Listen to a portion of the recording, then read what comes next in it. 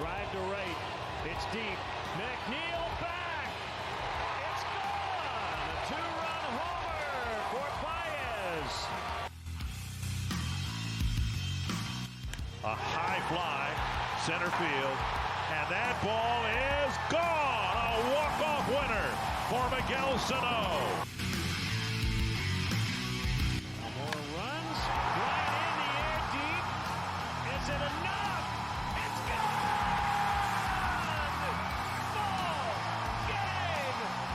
Ball game over. Cubs win. Ground ball to third, might be three. On ice, steps, second one, the return, triple play! The Twins get three, and Martin escapes. A triple play off the bat of Encarnacion. On ice, the glove, stepped on the bag. To second for two. Scopes return, caught by Sano, and that's three.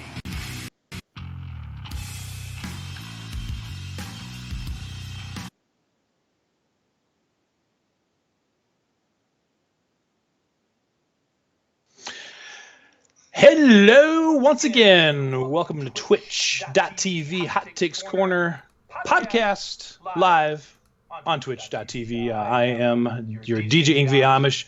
We've got Amos, and we're going to have a lot of fun talking about what's happening in the major leagues of baseball. And we're going to start with a little somber note, though, here this week as update on a tragic story from earlier this year and a tragedy that befell a potential major leaguer in the Tampa Rays system. Let's start there and give you the details. Amos, I'll let you go ahead and give the details, and then I'm going to follow up with further information on the accused and the incident that happened this week. Right. So we're going to talk about the minor leaguer, right? I'm so sorry. I was checking that thing I was telling you. Checking. No problems. Yeah. So Tampa Bay Blake Rays. Bivens. Yeah, Tampa Bay Rays minor leaguer Blake Bivens, unfortunately had his wife and son killed by his brother-in-law in a, I don't know the exact details, but they were murdered by him. Amish, I think you got specific details on that. Yes, I can go right to that. So basically, reports out of North Carolina indicate it's the 18-year-old brother of Bivens' wife, Emily. His name's Matthew Thomas Bernard. He's been charged with 3 counts of first-degree murder. Authorities have not been able to identify a motive at this point, but it all started on Tuesday when a neighbor found a woman dead in the driveway of a house. Police found the bodies of another woman and a child inside. A manhunt began for the suspect that culminated in Bernard running naked out of the woods and attempting to choke a man outside of a church, only to be caught a few minutes later by a tactical team with a canine officer. The victims, Bivens' 25-year-old wife, Emily, as I mentioned, her mother, Joan, age 62, and Blake and Emily's 14-month-old son, Colin. According to court documents, the neighbor was approached by Matthew at her residence, where he allegedly punched her in the arm and then ran away. The neighbor then heard multiple gunshots coming from the residence of the suspect. She then drove there and discovered one of the women laying in the driveway dead. Upon arrival of first responders, the other 2 victims' bodies were found inside the house. 2 of the victims had visible gunshot wounds to the head with .30 caliber shell casings located near all 3 victims. A sledgehammer was also taken in evidence after being discovered with blood on it in the garage. The possible gun, a .30 caliber rifle, again, located in a wooded area behind the residence in the course of the investigation. According to reports, the suspect, Matthew Bernard, emerged from the woods naked about 12:15 p.m. Tuesday, ran past reporters in a media staging area to a church parking lot where he was maced in the face by pursuing officers, but managed to get a hold of the caretaker at the church next to their vehicle in the parking lot, where he was then taken down with a baton for a moment from the same pursuing officer before his demon-possessed self was able to get up and try to escape, but he was taken into custody at a barricade with the assistance of a canine, taken to a hospital after the arrest, after he began banging his head against the cage of the police van while in custody. I don't know if you have any comment on this mobilization, too. I don't know if you heard about this one, Amos, but following the discovery of this triple homicide, I find it interesting, too, to learn that a tank and an armored Gurkha truck were deployed during this manhunt. Fuck that guy. I mean, that's... Yeah. I'm sorry to start off so vulgar, but honestly, fuck him. Like, there's crazy. I can't believe that, with all this, I'm not getting political here, but I can't believe with all this time that we're hearing about police officers killing innocent people, whether you find them innocent or not is irrelevant. But, by protocol, these men are innocent, and yet you got this fucking asshole that just committed this crime. They know it was him. They know who it was, and they fucking maced him. Yeah. So, yeah, but it better probably just take him down, right? Just take him down. Blow him up. Kill him. I don't care. What the hell? Yeah. I don't know. Yeah, substances and stuff do crazy shit too, but Jesus, yeah, this is insane. And, thoughts and prayers go in really great, what was it, a pin interest, I think, that Blake put up. Very touching. Yeah. Tribute services today in Tampa to put the family to rest too. So let me see if I got that, because it's touching. It really is, and it's there's no excuse for stuff like that. I mean, to put it one way, there's sure. It just makes you wonder what the hell is with this guy. What would lead a person to this? I don't think I have it, unfortunately, but it does. It's just demon possession. I felt wrong retweeting it, so I didn't retweet it. But okay. It really shows how strong of a character he's got, or he is. Like, right. I'm not much of a religious person, but it really shows how strong morally he is for something like that, because I would probably go crazy if... Yeah, and it's a good thing that he had his manager, Morgan Ensberg of the Montgomery Biscuits, to accompany him right after news started coming out on Tuesday. They were preparing for a game. I can't remember who they played this week. It might have been the Angels. But anyway, so, they made their way, and Morgan and another staff assistant accompanied him. And I'm sure that may have saved his life at that point. Who knows how distraught he probably was. And that's, like I said, like it's so unfortunate. So, like, people, if you want to read up on it, but it is disturbing, to say the least. It is very. And I was going through those details, and I saw the thing about the sledgehammer, and you just got to cringe and think, oh God, I don't even want to know. It makes me so mad. What the hell happened? It's just, oh. It honestly makes me so mad. Just people like that don't deserve to breathe. They don't. Well, I've heard and seen a lot. My friend too, so I know there's a lot more involved when it comes to just simple murder, right. But 14 months still, old. Come on. Yeah, 14 months. That's the real tragedy of this too. But anyway, let's get through the sad news. The second tragedy story, an update, where this past July, just before the All-Star break, we discussed the news of the discovered body of Angels pitcher Tyler Skaggs. Of course, he was found dead in a hotel room in Dallas the day of a game between the Angels and Rangers. The update is the death has been ruled accidental after toxicology autopsy results came back and showed Skaggs had amounts of fentanyl, oxycodone, and alcohol in his system that prevented him from responding to his own vomit he was choking on. Amos, anything to say about this autopsy finding? It's always a shame to see a player that's got such a good life. They've worked so hard to get to the life that they have now, such as what Tyler Skaggs had. He had a job that only under 1,000 people in the world have. Yeah. And you go and blow it on this. I'm sorry. I'm going to say something that's going to make people mad. Are you ready for it? Go ahead. No, I'm not, actually. I'm not going to say it. But, no, I should. I really should. I don't understand it, and this also kind of tips me in a very bad direction, because I don't understand when you have such a good life like that, when people have so much worse than what you have, how you overdose on medicine, how you mix it with alcohol. Now, see, to me, and it's dumb. It was a dumb decision. It was a dumb decision with a very bad outcome. I'm not saying that. Why do you make a decision? Why do you make a decision like that? I'm not saying that Skaggs deserved to die from that. I'm definitely not saying that. Okay, so I don't want people twisting this. But look at what he did. He took medicine that I'm sure says on somewhere on the container, or even by the medical staff, to not mix it with drugs or alcohol. So you mix it with drugs or alcohol. Once again, a conscious decision, not a mistake. That was a conscious decision to do that. Mm-hmm. Yeah. I just don't get it. I really don't get how people in Tyler Skaggs' position do that. And this is the part that I'm going to say. I'll say it. I'll say it again. Or I'll say it. I don't feel bad for people like this. I don't. Yeah. I hate the fact, from human to human, that he is gone as a baseball fan and stuff like that. But at the same time, my pity for people that do that. Now, of course, there's many stipulations, but I'm just talking about this one in general. But for people that do that, I just can't find pity for. Yeah, you're making a choice. It's your choice.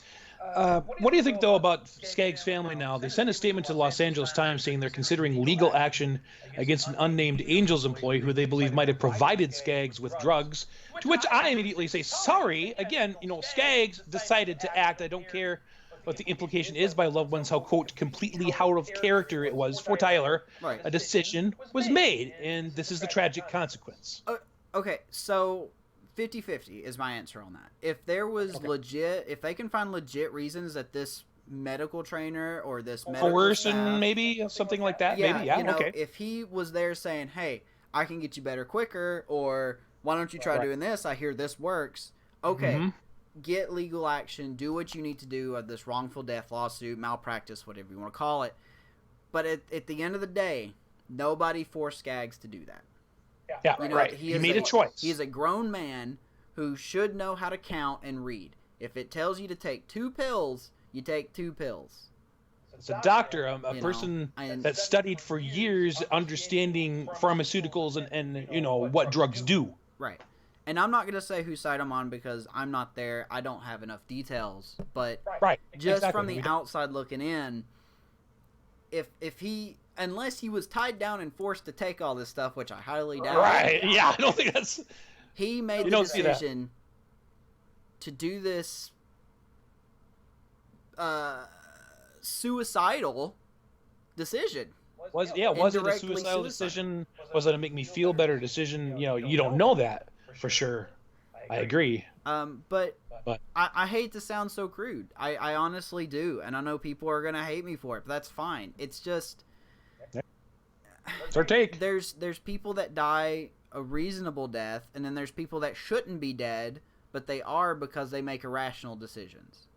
And I honestly think this falls under that category. Now, if something else comes up, like, I don't know, the doctor lied to him, knowing that he would forget something, and he purposely gave him more than what he was supposed to take, okay. To make more money off the pharmaceutical or whatever, sure, okay. It's like, okay, yeah, please sue him or sue whoever you need to sue to at least get some closure and make sure this guy doesn't do it again. And I asked you this before we started going, but I'm sure Major League Baseball has some kind of screening, some kind of protocol for these doctors. I mean, we've heard about what happened to Dylan Betances. I mean, nowhere on the same page, but I'm talking about in general. I understand what you're saying, yeah. We all these reports that the Yankees medical staff hid. Was it they hid results? They just conveniently did not disclose information to him. Right. That they had I thought had an obligation to do, but in the letter of the law, apparently not, because he's their employee. Right, and that's just ridiculous. Because who knows if Betances is going to pitch anytime soon. But, like I said, nowhere near the same page, but it makes me wonder how much of this is going on that we're not aware of. Yeah, how much are they sweeping under the carpet? A discovery I made, by the way, and I mentioned this to you in our pre-show, researching the story update, Huffington Post's Andy Martino, and I'll put up the link on our Facebook page. Back in 2017, on the Huffington Post website, he had a story about an ongoing cocaine problem in baseball. Stuff is maybe it's just kind of a dark thing that's been happening. I don't know how rampant it is. To the extent, you don't hear reports of this kind of stuff. Yeah, it's kind of nerve-wracking because you just don't know who to...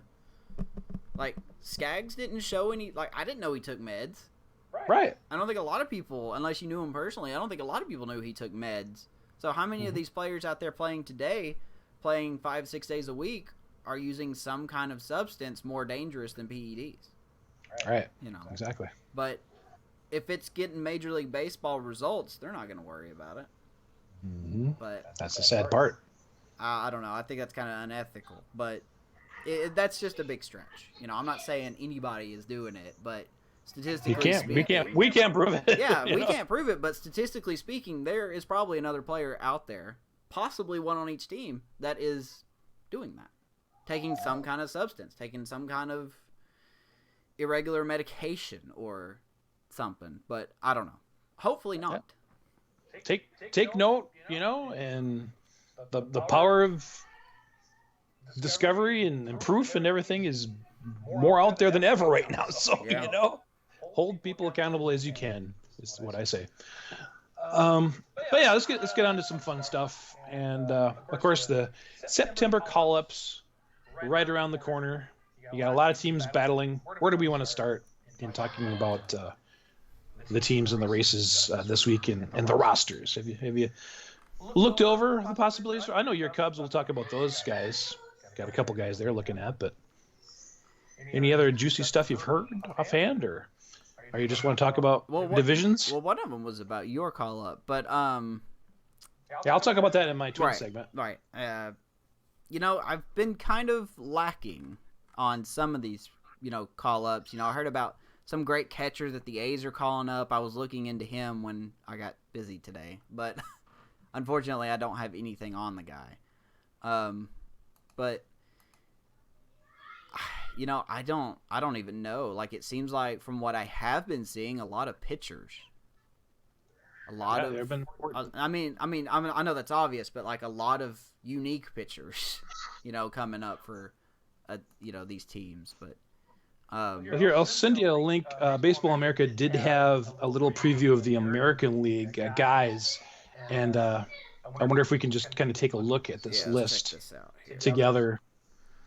Some interesting names in there too. I actually picked up one guy from my fantasy team. I just thought, hey, this guy looks like he could do some stuff. And I'm talking about Chicago White Sox, Luis Robert, I believe is his name. I don't know if you've heard of this guy.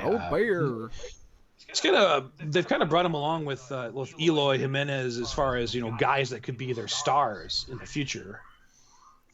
Let's see, try to get this up on my page here. Oh boy, I messed it up. But there it is. looks like he's got his picture right there as well. Like I said, I'll have to put this on the Facebook or on Twitter or something. I'm gonna you folks check out. I'm gonna go straight to the Yankees and see what they got going on. Not much. I didn't see much for them. Just mostly, pitching, I guess, is what they had for potential guys. I don't know, depth-wise, what are you going to do with the Yankees? Because they have so many guys that they've used on the 40-man that are, down. Maybe though they'll be at a disadvantage more than other teams, huh? I don't know. It's nice to see Nate Lowe getting a call from the Rays. Yeah. There's another one that was kind of a pleasant surprise. Let's see. So DH is what they're kind of thinking for him, according to this Baseball America report. And that would be valuable. First base DH, yeah. Not a lot on the Red Sox. Yeah, I didn't see much there either, which was surprising. I thought at this point they could use some more help. What are they, 5 games out now? They're done. Yeah, I think they're done too. That would be my opinion. I think it's the Rays, A's, and Cleveland. Maybe I shouldn't count them out. I think they're on the bubble. I think they are the last team. But they're definitely not playing like they should. Let's see. Looking at that, yeah, so you got Cleveland as the first wild card as it stands with a game ahead of Oakland, and then Tampa Bay is another half a game behind that with Boston 5 total back of the second wild card. And then Texas 12.5. Yeah. Definitely looks like we've got 6 teams, racing for these 5 spots. A couple names pop out at me at the Baltimore Orioles call-up. I know it's kind of a wasted season for them, but... yeah, I saw that too. Was it Mountcastle? Yeah, Ryan Mountcastle, Austin Hayes. Some very, very talented players. Remember our friend Hysteria talking about Austin Hayes. Yeah. And you talked a little bit with him about that. If you want to check out a previous episode on Anchor. The outfielder. Yeah, he's let's see here. Yeah, I mean, apparently he's had some injury issues, so that could slow him down, but those 2 guys are very, very talented. wouldn't be surprised if the Orioles use some of these guys as their part of their future. Yeah, and good catching depth now that they drafted Rushman, but of course he won't be seen for at least 1 or 2 more years. I'm guessing. He is very impressive down there in the minors so far. Yeah, that's what I understand. So exciting, at least something exciting in Baltimore after all this chaos. Let's hope it sticks. Yeah. Let's hope it sticks, man. Let's see here. Digging here through the AL. Man, I don't know half of these. I'm not gonna lie, I don't know half of these guys. Yeah, there's a lot of names, interesting names, and guys to read about. Christian Stewart for the Tigers. I'd heard of him before. But yeah, he's been battling injury stuff. A lot of these guys have been battling injury stuff too, so it's kind of hard to see them making much of noise. But I still think the Tigers are done until Miguel Cabrera's done. I mean, he's tying up that team so much now. Yeah. I looked over a couple of National League possibilities just on other sites and gathered them. Have you heard of Gavin Lux for the Dodgers? I have heard bits and pieces about the guy.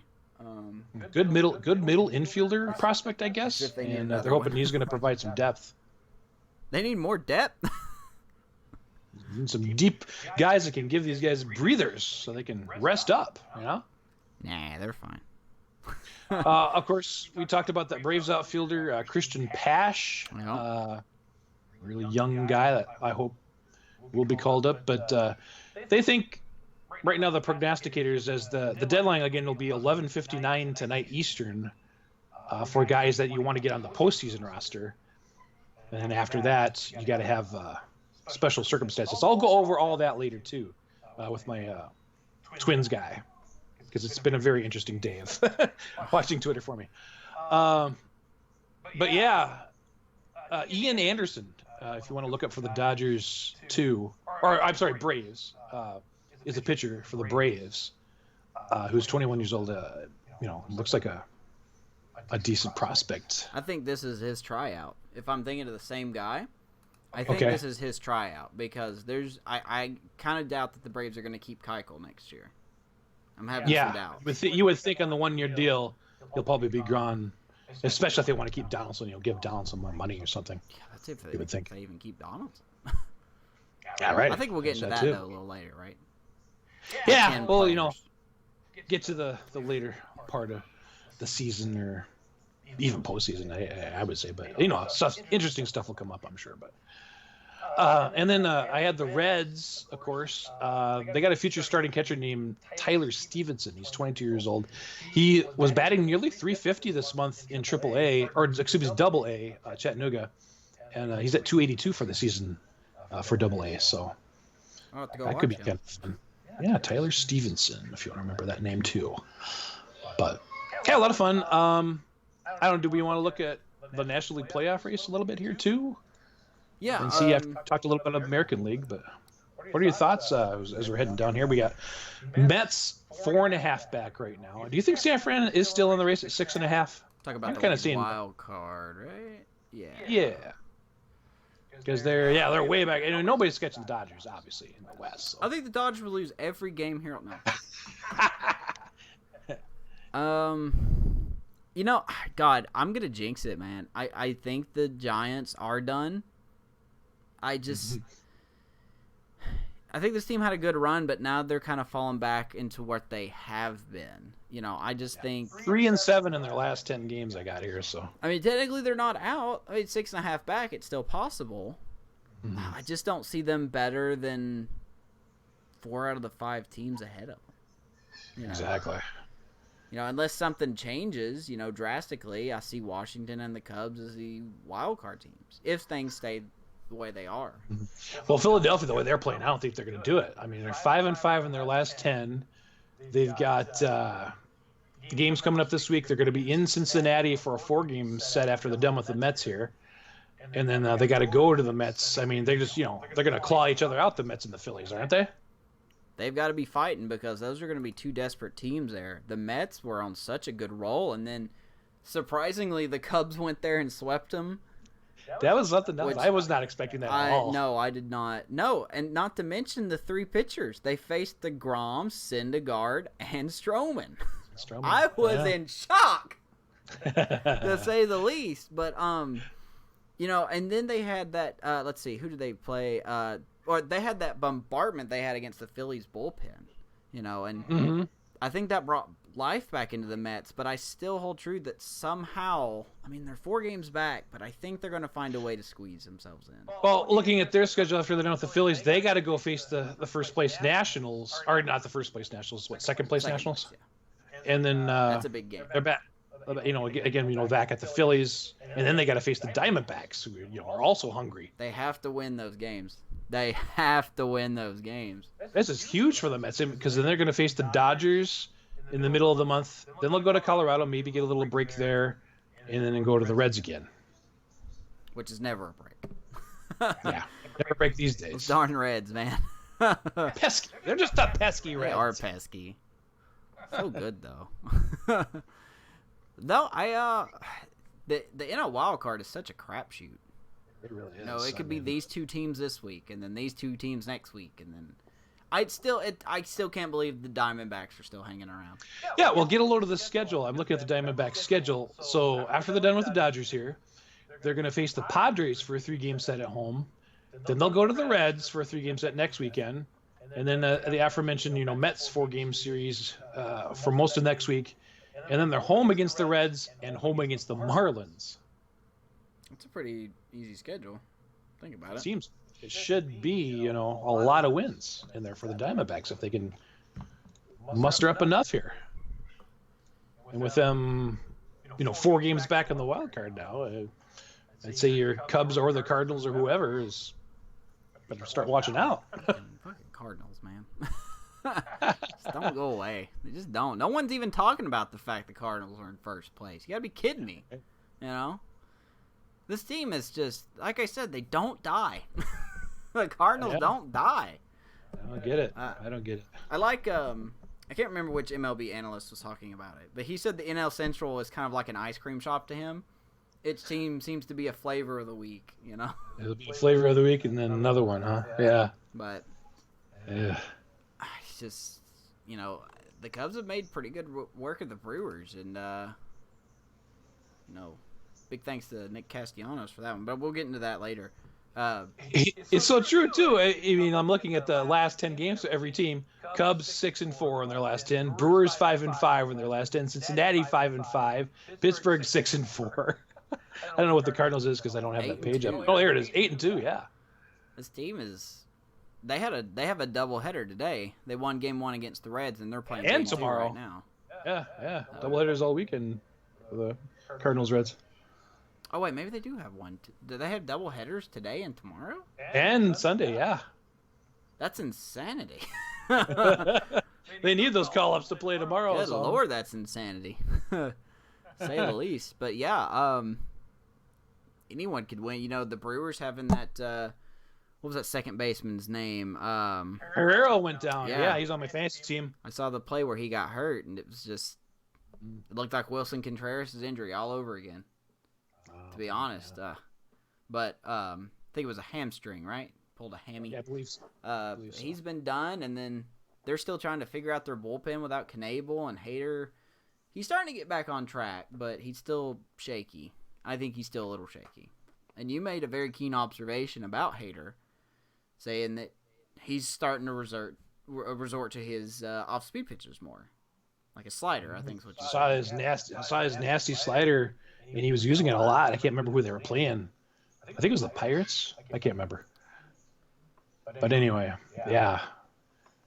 I think he could get back on track, and that could be a big key for them. They're facing the Astros coming up Monday and Tuesday. So that's going to be Well, I'm sorry. That's where I draw the come. line, man. Good luck.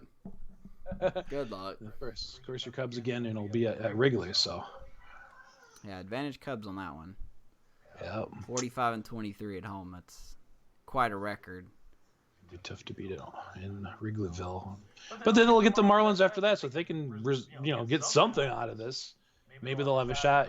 Sweep the Marlins in 4, and then you head into St. Louis for an important series. So we'll see. I actually watched the Marlins Nationals game last night.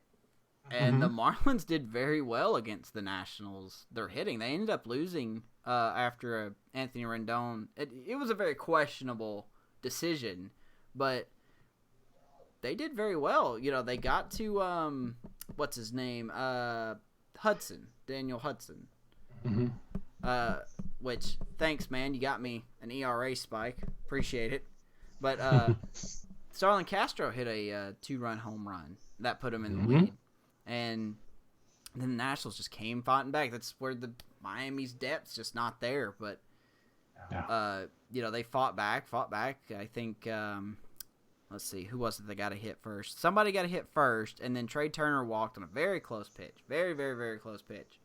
To which, if it would have called strike, everybody would be bitching about it. So, and then, the runners got to second and third.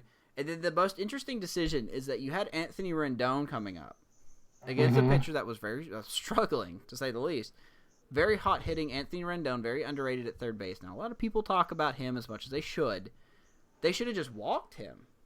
I mean, granted, Juan Soto was on deck, but I think they should have walked Rendon, but they didn't. And what did he do? I think it was the second pitch of the at-bat, just an RBI single. Yeah. So, and with Trey Turner on second, it was pretty easy for him to score. So, well, they're walloping them tonight. It's 6-0 right now in the sixth. So yeah, not Marlins come back this time. Well, maybe not. Who knows? Washington bullpen. That's all I got to say. There you go. What can you say there too? That's all I gotta say. Was Doolittle's still out now, isn't he? They are expected back next week. Doolittle and your other setup guy, Strickland, is it? I can't remember if it's Strickland or no. Strickland's back, I guess. Who was the other guy? I can't remember now.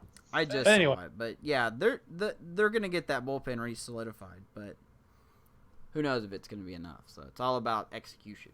So. Yeah. But yeah, and as you said, the NL West is just Dodgers, and more Dodgers with a side of Dodgers. So yeah, more all their pieces in place for this run. And now they got some other guys in the back of the bullpen. I think Joe Kelly. I picked him up in fantasy. He's looking to be a pretty solid setup guy now. Again. Blows my mind that he was a free agent, but yeah, should have picked him up. Darn it. Oh well. Yeah, you've got Kenley Jansen trying to find his rhythm again, and Pedro Baez has definitely not been used as much as what he used to be. God, he hasn't even reached 30 games appearances. I don't think, has he? It's crazy. Here's all I know: when I put him on my fantasy team, because I already got a lot of holds, he wasn't even used. So it was such a week wasted having him. But anyway, the Dodgers are so deep; they have nothing to worry about. It's gonna be rare where they find save opportunities. Probably, blow out enough teams, get enough rest for these guys. That's gonna be the main concern for the Dodgers: is getting their rest, getting these guys like Gavin Lax and other guys on the 40-man time on the field to give these guys rest. Turner and those guys. And we talked about last week about the first three teams that were eliminated from playoff contention, which were the Tigers, Orioles, and Toronto. Yep. Well, we got a couple more to add this week. All right. Kansas City. Sorry, guys. Seattle. Oh, my God. Just to cap off the worst season probably in Seattle history. You gotta be kidding me on that one. Maybe that's turnaround season.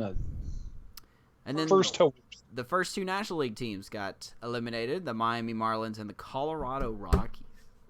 I can't believe the Rockies are done.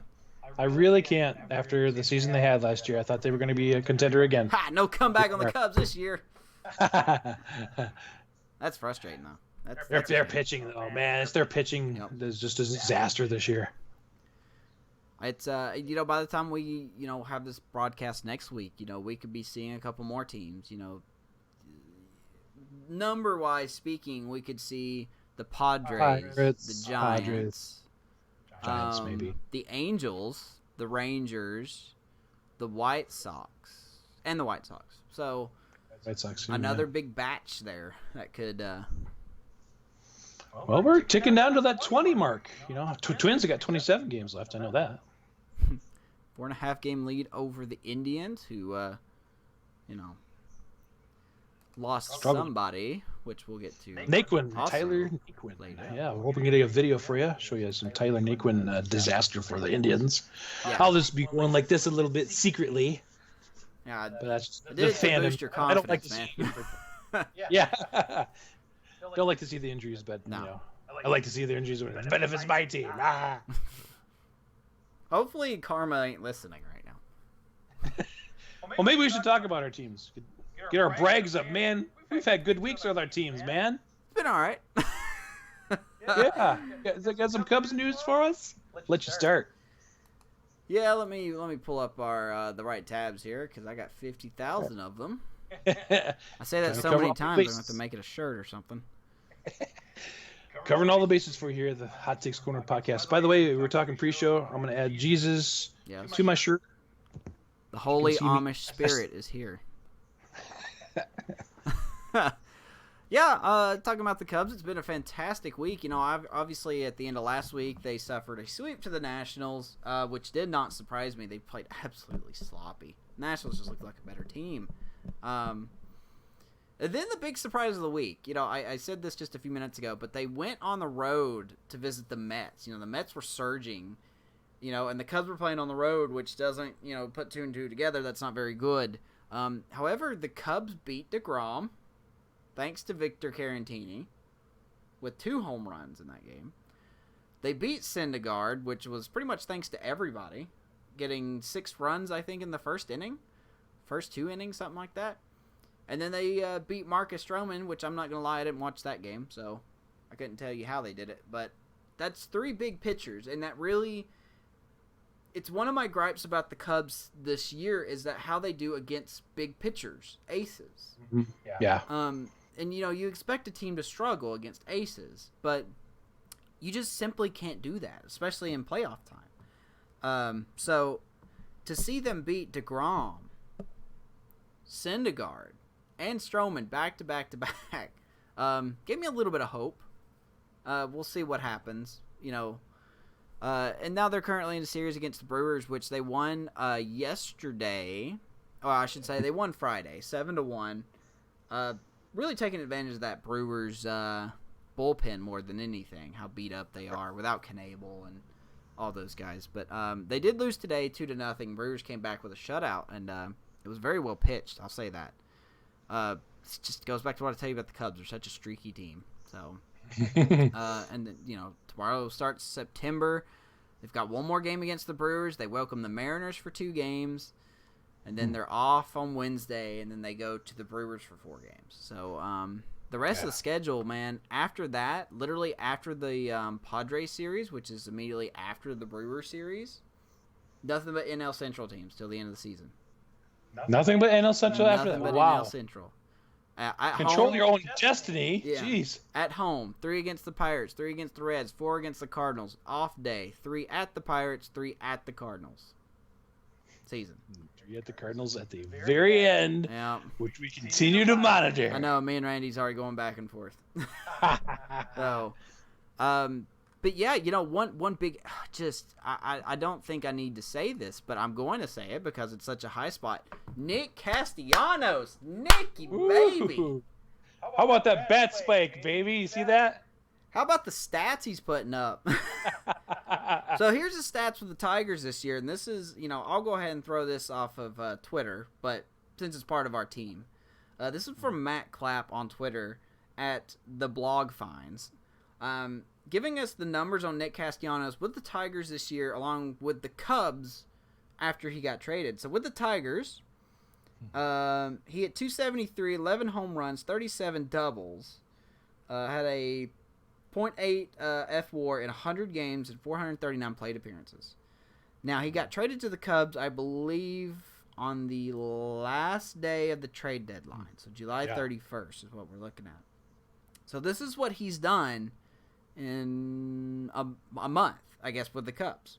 Mm-hmm. Hitting .358, 10 home runs, 9 doubles, 1.4 F-WAR in 27 games, 115 plate appearances. He's fixing to break a record, I think, actually, in how many home runs a Cub has hit in a month. In a month? Was that Sosa's record? I think it was Sosa's. Mm-hmm. But he had 2 yesterday against the Brewers. Oh. Wow. But yeah, this guy has been the answer. This is, I mean, I know it sounds like I'm playing to you, but it's the answer the Cubs have been looking for. He is fitting in the number 2 spot in the lineup. Oh, they've needed that too. I mean, the leadoff, yeah, but the 2 spot, yes. If you can move those other guys down or up or whatever, that's so great. He is providing relief for those like Jason Hayward, Ian Happ, Schwarber. He's also there to improve the Cubs hitting against left-handed pitchers, and boy, have they been doing that. I believe they've been hitting over 300 against lefties since Castellanos was traded to them. So he's providing that pop, but for sure providing that pop. Home runs, doubles, RBIs. He hasn't been striking out that much, which is also nice. And then just to put, the little cream of the crop on top, or, the cream on top of whatever food you like, the sprinkles on your ice cream, if you will, you put them in front of Bryant, Rizzo, Baez, and soon to be Contreras, they've got to get him in. And that's up to them. But he is doing his part. Nick Castellanos, if the Cubs make it to the playoffs, it's because of Castellanos. Yep. There's two players right now on the Cubs that are contributing to why they will make it to the playoffs. Castellanos and Darvish. Yep. But, yeah, man, Castellanos is just so... I hope they extend him. And someone... This wasn't on Twitter. I saw this on a different website. But someone saw that the Cubs put a little banner. Have you seen outside of Wrigley that they'll show on MLB Network or something about how the Cubs put banners of their players up out there? Like they'll have John Lester, Jason Hayward, Bryant, Rizzo. They're just like little banners on street lamps or stuff. Well, okay. I guess I'm not. They don't put those up for anybody. They put those up for people that's on the team and going to stay on the team. Someone spotted and took a picture of Nick Castellanos up there. So people are speculating the Cubs are going to work out an extension for him. I don't know. I'm not going to go that far, but I hope they do. Ooh, cross your fingers. I think that would be great. At the same time, I'm very nervous about that.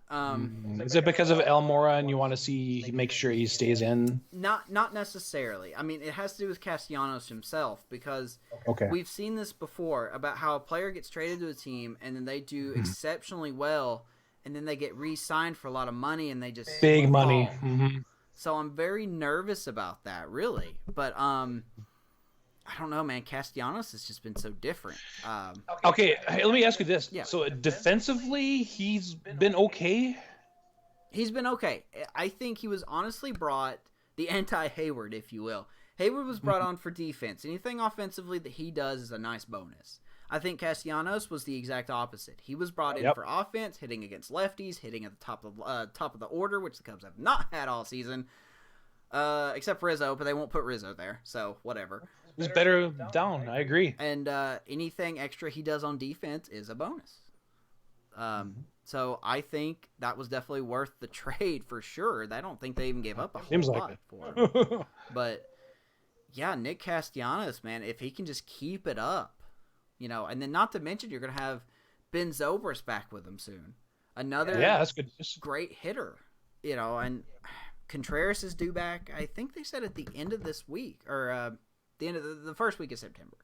Give Kiratina a blow, yeah. And then I don't know what they're going to do with that. I mean, who are they going to send down? Because Ian Happ has been improving. Well, they got a 40-man roster. Who has to worry? I think he's been improving slightly, but I just don't know if he's going to make the cut or not. I just don't know. That's going to be a hard decision because if the Cubs make the playoffs, somebody's got to go. So I don't know. That's such a big thing. That's if they make the playoffs though. They're in second right now, and they're in the second wild card spot, so they're kind of teetering. They need to step it up.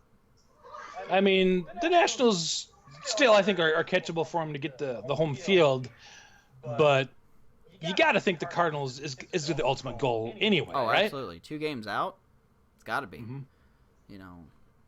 Joe Madden's last year of his contract. I think he's auditioning too. Ever since he took over for the Cubs in 2015, I think it was 2015. I'm trying to remember exactly. The year before? Was it the year before the title or 2 years before the title? I can't remember either. But it might have been the year before the title. Anyway, He's gone to the playoffs 4 out of the 5 years he's been with them. So you want to keep that streak up. Yeah. Has he made some questionable decisions? Yeah, for sure. But he's Joe Madden. I was going to ask you about the call-ups. I see, again, they're talking about Adbert Alzolady. Alzolay. I finally learned how to say his name right. I like this guy. I really do. I think he's got some really, really good stuff. I don't know what they're going to do with him. Like, maybe he'll get a spot start here or there, but I think mostly he's just going to be up there to be up there. Work out of the pen. You don't think he's going to get any rotation action? I think he'll get 2 starts. Yeah, because he's got 2 starts so far. Right, and one of them was very good, and one of them was atrocious. So I think they'll give him 2 starts, whether that's giving Darvish a day off or Lester a day off or whoever they want to preserve for the playoffs. You know. Yeah, maybe. Yeah, you're right. Maybe toward the end of September. But other than that, if I was in that position, I would actually put him in the bullpen and let him, let's start him off pitching in non-emergency situations. Let's see how he does. Because they tell those pitchers to pitch like the game's tied. So let's see how he does. And then let's put him in a situation where it is an emergency. Like, let's say they put him in with runners on first and second, 1 out. And the Cubs got a 1-run lead. Can he hold a lead? As a starting pitcher, can he work his way out of jams like that? That's what I would do. But, to be fair, they're so close. They can't really blow these games. So it's a risk. It's a risk. That's why I think he's only going to be seen like twice, maybe. But okay. Yeah. Sounds fair. Anything else top of your head that stirs your fancy about the guys that might be coming in or heard much or? Well, let me see what I can find here.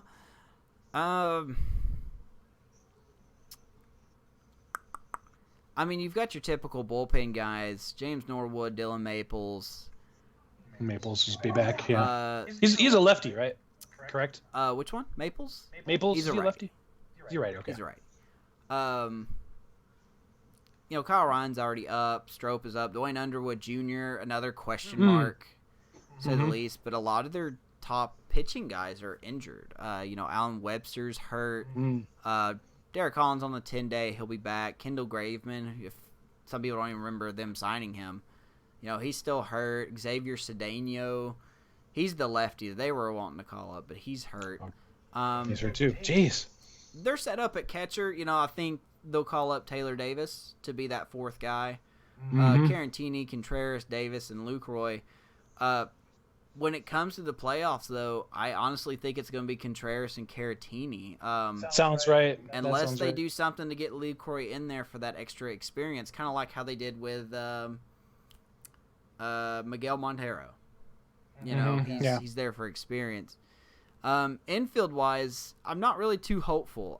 The only additions I can see is Daniel Descalzo and Robel Garcia, who had a very solid debut with a very successful stint, if you will, but he kind of tempered off. So I'm interested to see how he's progressed these last month and a half that he's been in the minors.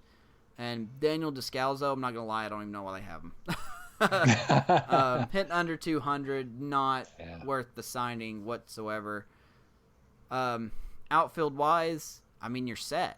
The only addition would be Mark Zagunis, but he's going to be one of those guys that I think that's going to be seen under 5 times. Like maybe a defensive replacement at the end of even though he's crap at defense, but just to get him some time, I guess. Yeah, sure. But gives other guys rest. That's the whole point, isn't it? Yeah. You want to give other guys rest. And of course Albert Almora Jr. But you've got the multi-utility guys, Ben Zobrist, Tony Kemp. These guys could play anywhere. So I don't know. Ian Happ, of course. Ian Happ, which believe it or not, I'm not even seeing Ian Happ on the 40-man, so he probably won't be up. Really? Did they take him off somehow? I guess. I don't see him here. Let me check. That's interesting. So, is he on the injury though, or? I don't think he's hurt. Not that I'm aware of. Let me double check. But there he is. Wait, that's the active. Okay, that's the active one. But I want to look at 40-man. I want to look at 40-man. Yeah. So Ian Happ would be under the infield category. He is not there. Okay. I would definitely put Ian Happ over Daniel Descalzo. Oh, there he is. He's in the outfield. Outfield. They always have him in the infield. I don't know why they have him in the outfield, but okay. I stand corrected. He's there.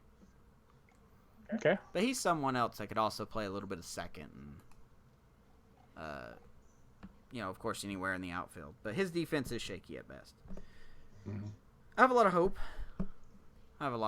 But enough about my Cubbies. Tell me about, you got some good stuff cooking up over there in the Twin City. What you got cooking? We're here the last day of August. Like the Rock. Cleveland Indians facing tougher opponents. They're losing now in the Central Race, and I couldn't be happier. Twins winning 6 straight games now. They sit 4.5 up with 28. Well, will be 27 to play after tonight. They're losing to the Tigers tonight, by the way. But why? That's I don't know. They just want to give the Indians some chance, right? Yeah, it's Minnesota. Well, the focus should continue on the head-to-head against Cleveland, though. I've been rock steady with this theory. I don't know how long, many weeks now, but this is your weekly reminder. The next Cleveland Twin Series, Friday through Sunday series next weekend, September 6th through 8th. And then our last head-to-head against the Indians is a 3-game set in Cleveland, September 13th through 15th. It could decide the whole shebang. I'm thinking, I don't know. But, finish off the Tigers at Target Field last Sunday. Had that well-deserved day off Monday. We started off the White Sox Road Series Tuesday with a solid win against up-and-comer starter Lucas Giolito. Michael Pineda looking good, holding Chicago to just 1 run on 4 hits over his 5 innings, striking out 8, walking just 1 en route to his 3rd consecutive win. My son wants to speak with me a moment. Outside interference. Outside interference. I'm muting myself for a second. Yep. While you're taking care of that, I want to bring up to you and everyone that's watching that the Twins could be the first team to 800 runs scored this year, and that kind of blows my mind a little bit. In one way, is the Yankees are at 797, but they've already played their game today.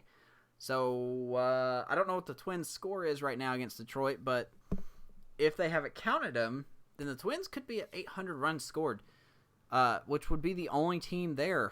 As of right now, the Yankees at 797, you got Houston at 766, and yeah, it shouldn't surprise us. They've been hitting more home run balls than anything. Well, yeah, I'll pick up where you got that. Thank you. No problem. Just finishing off that game, Taylor Rogers. This is an interesting thing too this week. Taylor Rogers, you might have seen, finished the game. His 21st save. Then he watched the debut of his twin brother, Tyler. Did you see that? I did not. His twin brother, Tyler Rogers. He's a right-handed submariner that made his debut for the Giants Tuesday night. He got some work in a 1-2-3 inning during a loss to Arizona. And their dad, Scott, who's a fire chief in Lakewood, Colorado, was able to watch Taylor get the save on his phone, then look up and watch Tyler live at Oracle Park. So what a dream day for Dad, huh? Way to go, Dad. So, yeah, the Rogers twins become the 10th set to appear in the majors. Do you know, maybe by chance, who the last ones might be? This will be for some of the baseball historian enthusiasts out there. Now we're talking about brothers or family members? Twin brothers in the majors. There's only been 10 sets ever in the major leagues. Oh, God. To played at the same time. But do you remember, do you know that Jose Canseco had a twin? No. Yeah, his twin Ozzie Canseco. That was the last set of twins. They were in the late 80s, early 90s. Everybody's heard of him. So everybody knows about Jose, but his twin brother Ozzie also played. So there you go. Okay, so Wednesday through Friday, we'll move on. Saw more convincing wins. The Twins complete a sweep in Chicago. Start out strong in Detroit this weekend with that 13-5 win Friday. As you mentioned, not doing so hot tonight, but hey, still got another game, 2 games actually, to play. So we'll see. Again, 6 straight victories, another home run record set. So this is the deal. Twins have the single season mark for balls blasted out of the parks other than their own. So it's on the road. They got the road home run record in the majors for one season. Way as well. Already got it. So number 139 on Thursday breaks the Giants record back in 2001. Jake Cave, the guy that went yard. And then CJ Crone. Yeah, buddy. A good fantasy team. About time. He made it made 140 on the very next at-bat. And then Cave bombed again in the 7th. So 261 overall for the team season total through Friday. Crone adding another. So 262 is where we stand overall. 5 home runs shy now of tying the Yankees record of 267 from last year. Projected pace would get him at 311, but I'm just going to hold out for 300. I'll say 300 would be awesome enough. And then one more thing to say about the home run. We had this week, they tied the record for most players to hit 20 or more home runs in a season. Jonathan Scope, his 20th on Wednesday in Chicago. And there have been 7 other teams in MLB history that have had that many players. Did I say the number of players? I didn't. Did I? Sure. 7? Did I say? Is it 7? 7. Okay, well, this is what we got. We got Jorge Polanco with 19 home runs headed into tonight. I don't know if he got one tonight. Okay. But you got Marwin Gonzalez with 15. Okay. And your other 7 guys, you got Max Kepler in first place for the Twins at 35. Nelson Cruz is 33. Eddie Rosario, 27. Miguel Sano, 26. Mitch Garver, 24. CJ Groen, 23. And Jonathan Scope, 21. So that's 11. 11. Boom. With double-digit home runs. If you also put in that Polanco Gonzalez, as well as Jason Castro, who has 12, and injured Byron Buxton with 10. So 7, 11. That's how we do that for the 20 versus double digits. Did you know that your Twins have the best, most of wins away from home this year? Most wins away from home? I did not know that. It's close, but they're 44 and 22 away, and that could prove to be very helpful in the playoffs. Yeah, they'll go to the Yankees and crap. Oh no, the Yankees will crap the bed. They will poo the bed. They will find a way to do it. They are the Nationals of the American League. Except they have 20-something rain.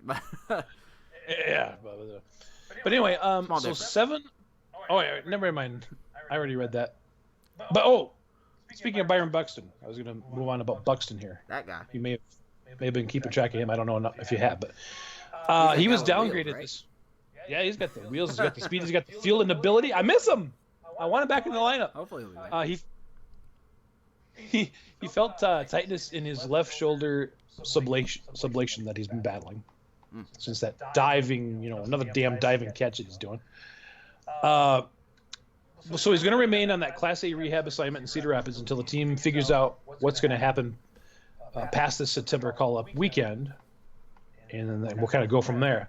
So other injuries that should end and the call-ups. Of course, I probably already mentioned last week, La Tortuga, Williams Astudillo, is coming back from his left oblique strain, so he'll be officially back on the Major League roster, hopefully. Obliques.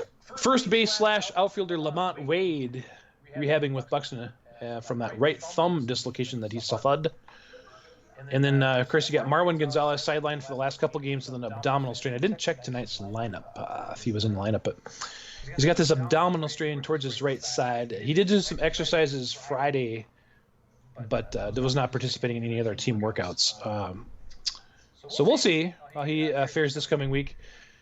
But now, we get to our main point that you were talking about, and the September call-ups and these prospects. And our top prospect pitcher, Brusdar Graterol. I mentioned him the last couple weeks. Hurts to say his name. Brusdar. Rusev Crush. Sorry, not Rusev, but. So word came down earlier today that he will get the call. But the big question, and I just been pulling my hair out, what about postseason eligibility at the deadline and all that? So, the hope was he was going to get into Detroit, tonight. And, that way you're on the 40-man, A, which is the first most important thing, But B, your postseason eligibility, boom, It's right there. But I'm gonna read more about how this works, because apparently there's some backdoor thing that can happen. You had, Twitter people, yay, he's being called up. And, Star Trib's Lavelli Neal says it won't be until the Boston series on Tuesday. Boston. It's like, what? But I got a link. Shoot, I gotta send this to you too. Is he the guy that can throw 103? Mm-hmm. Woo! Now, my question is, and I always ask this about a guy with a bunch of speed. How's his command? Exactly. That's what we're gonna find out. Oh, I thought you had an okay. Will he have enough in the major leagues to show batters that they can't lay off, pitches that he's bringing in? 103, Jesus Christ. Who do you think you are, Roldis Chapman? Hopefully you don't beat people, but Yeah, hopefully he's not scheduled for Tommy John surgery tomorrow. Knock on wood. I would definitely be knocking on wood if I were you. So again, 11:59 tonight is your deadline for your guys to get in before eligibility might go away. Okay, I'm going to read this. This will make it so much easier. Or if you're watching this on YouTube or listening to Anchor, it's already happened. Yeah, exactly. If you are here on Twitch, which you should be, every Saturday at 8 o'clock-ish Eastern Time, that's when we stream the episodes. If you're here, you already know that. If you're watching this on YouTube, be here on Saturday. Yeah, Saturday's live, baby. So you can tell us how wrong we are. Eastern. Or we can talk about how bad I jinx stuff. Or how sick we are talking about these guys that murder people or whatever. I don't know. God, I'm going to punch a hole in my desk.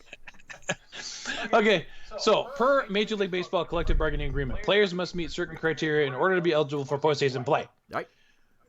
Any player who's on the 40-man roster or 60-day injured list as of 11:59 p.m. tonight will be eligible for the postseason. So that's your bam. You're eligible now, baby. Okay? Now, those on the restricted list at that point are also eligible if they haven't been suspended for performance-enhancing drugs. You know how that goes. Don't F it up. F it up, baby. A player who doesn't meet said criteria for postseason eligibility, and this is the thing that Gratterall could get under because of a couple injuries the Twins have had going on their 40-man. And I'm notably talking about Nick Gordon and some other guy that I lost his name. But anyway, replacing someone on the injured list and has served the minimum amount of time required for activation. So a player on this is an example, a player on the 10-day injured list who's been on it for at least 10 days, or a player that's been on the 60-day injured list for at least 60 days, if they're on it at that point that the first playoff game is played, if they've met that criteria, those injured guys, you can use guys that are just the September call-up guys. Okay? Anybody, though, that would be put on the 40-man or on the roster after would be ineligible. So you couldn't say have a guy up in September and say we're sending him to whatever, back to the minors. It wouldn't be the minors because they're obviously done mostly, but Right. Fall league preparation or whatever the hell it is. You can't then bring those guys back. Okay. So teams submit a 25-man roster prior to each round of the postseason, comprised of postseason eligible players. A club may request permission, and this is what could happen with Gratterall, they're speculating, request permission from the commissioner's office to replace a player that's injured during the course of a series. But that player is then ineligible for the rest of that round and the subsequent round if there is one. A pitcher would have to be replaced by only another pitcher, a position player by only another position player. And as we probably already know, teams carry extra players throughout the postseason in the event of injuries. those players, as well as players on the injured list, can be in the dugout during games within reason. So there you go. By the way, your boy Crone did it again. And Crone hit another one? Yep. All right. 6-10 in the 8th inning, by the way. Hey. Detroit up 10-6. Sorry. Never know. You never know. While you were telling me that, I went ahead and found the strength of schedule rankings for the rest of the year for the postseason. Eligible teams as of right now. Fun. And it's really interesting. You couldn't play this any better. Your Twins and the Indians are tied. First. Easiest. They both have the easiest schedules out of all the playoff teams right now. So it's literally going to show the best team. That's why it's against each other that we must prevail. Exactly. But that's very funny to me. Like the Dodgers, as if they need to have one, they're pretty simple. The toughest team, the top 5 that have the toughest schedules are number 1, the Phillies, number 2, the Cardinals, thank Christ, number 3, the Nationals, number 4, the Diamondbacks, and number 5, the Braves. Interesting that the Diamondbacks are 4th, really. Blows my mind. Let's see. Yeah, the Diamondbacks have... they have to face the Dodgers, Mets, Cardinals. I think you said that already. Wasn't the Marlins was in there too, though, right? I think so, yeah. And that's what makes it 4th. But yeah, I think it shows their postseason odds at 5.3%, which I don't pay attention to that. Like, I don't like those percentages. I don't. Because last week when the Cubs were winning the division, they put the Cubs at 95% chance. And now, they're still up there, but they're second now in the second wildcard spot. But anyway, not to get distracted from your Twins. Oh, that's okay. That's very interesting. I thought that was something that I didn't expect to see on this ranking, the Twins and Indians to have the exact same. Mm-hmm. Good luck. Best of luck, baby. Twins versus Indians, I'm telling you. But I wanted to bring up another guy for the Twins fans. We got right-handed prospect Bailey Ober. Yeah, he's currently at Double-A Pensacola. He's age 24. Here's his stats. Over 69 innings pitched, spanning 3 levels of ball, last check. 7-0, .79 ERA, 86 strikeouts, 8 walks. I like it. Let's see if those numbers go to the big leagues. Yeah, see if he gets to AAA and sticks first, and you never know. Speaking of September call-ups, so we got this guy too. I don't know if you're new, that we plucked off waivers from Seattle. His name's Ian Miller. He's 27. Basically, he can replace Buxton as far as situational stealing type stuff. He's stolen over 240 career minor league bases over the course of 6 seasons. He's at about an 8 out of every 10 rate of stealing. Got a little of that extra range in the outfield. We've gotten, used to the spectacular stuff from Byron, but this guy's got pretty good range too, I guess. Of course, Terrence Gore and what he did for the Cubs last year, which, I mean, honestly, was it that much? But the presence alone. He could have been used better, I think. Mm-hmm. But yeah, Ian Miller, I'm hoping this is going to be a call-up guy, and it's going to help him. And schedule-wise, final 2 games in Detroit, I mentioned. It ends Monday. Then we're off to Beantown to face the Red Sox for 3. Could put them away. Could put the champs away, maybe. And then that aforementioned Friday through Sunday series against Cleveland. Oh, Cleveland. We're waiting for you. You don't have LeBron James anymore. Yeah, no LeBron for you. It'll be good. Some good races coming to the end of the season. So Can't believe we're down to almost 20, can you? the baseball season's too short. Let's make it longer. Longer than 162. Oh. Let's make it 100. Let's just make it 200. Come on. Come on. 200. Let's don't be wusses. Make it 200. Twitter time. Twitter. Sorry. Twitter's copyright. Change the end so it doesn't count. Yeah, just like, under pressure to Ice Ice Baby. Ice, middle-aged person.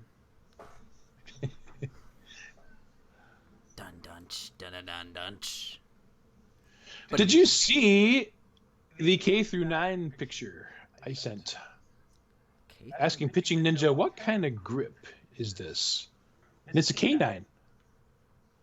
It's an actual dog gripping a baseball. I see what you did there. That didn't load for me earlier. Now it's there. But I bet you he could get more strikeouts than Edwin Jackson. Oh. The GOAT. 9-seam fastball on those fangs. Oh, yeah. Man, I dare you to charge that, K9. Take our hand right off. Baby. What else do we want? Well, I wanted to bring up, I mentioned earlier that there are 2 reasons the Cubs will make the playoffs, and it's Nick Castellanos and Yu Darvish. So, You Darvish. Woo. Darvish. Now, as we all know, or if you have been paying attention, Yu Darvish was butt at the beginning of the year. He was not very good. He had more walks than strikeouts. He didn't get his first Wrigley win until July, I think. So, which is kind of crazy because that would have been his 9th or 10th start. Anyway, so Craig Kimbrell, the Cubs' new closer, overpaid or not overpaid, it's up to you, taught him a new pitch. So, the knuckle curve, and Darvish has been using it. Now, why do I bring that up?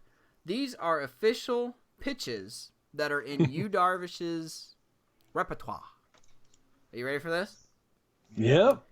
4-seamer. All right. 2-seamer.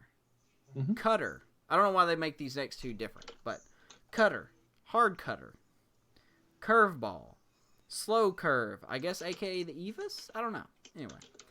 The Evis pitch? Knuckle curve, slider, splitter, changeup. That is 10 pitches right there. Yu Darvish can throw 10 pitches. And that is by Jordan Bastain on Twitter. They brought up a good point. It's like, if you're the catcher, how do you signal for that 9th or 10th? I only have this many fingers. You take your glove off, you're like, all right, I want this. I want number 9. I want it down here. I don't know. Like, someone made the assumption. I haven't really paid much attention to it, but why? Anyway, some of them made the assumption that whoever's catching Darvish, which it's usually Caratini, that he would have to, you got your fingers like that. Let me do the one without the wedding ring, so this will work. Like that. And so if he's wanting like 5 through 9 or something, he would bend a finger like that. Okay, yeah. I don't know. Like, I haven't seen it. I haven't paid much attention to it, but once again, 4-seamer, 2-seamer, cutter, hard cutter, curveball, slow curve, knuckle curve, that's the newest one, slider, splitter, and changeup. That's Yu Darvish. Yikes. That's the money they're paying him. Now, when I hear that and it's effective, good job. Yeah, what would be interesting is just to see the course of pitch selection for the entire season. What is percentage of a pitch for each pitch? Yeah, let me actually pull up something. He about him. He actually had at the beginning of the year he had more walks than strikeouts, and there was actually a time where he had like 4 or 5 starts where he didn't walk anybody. So let me see if I can find that real quick, and I can get you the exact number. While with the Cubs, or this is back in the Rangers-Dodgers days? This was this year. Oh, okay. This year. So let me just read some of his early outings here. Let's see. He got a loss at Atlanta the second start of the year. Went 4 innings. Gave up 3 runs. 4 walks. Only 2 strikeouts. That's not what I'm looking for. Let me see if I can find it.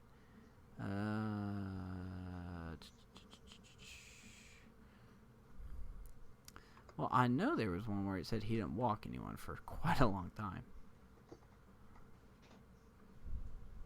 Oh, okay, there you are. Let's see here.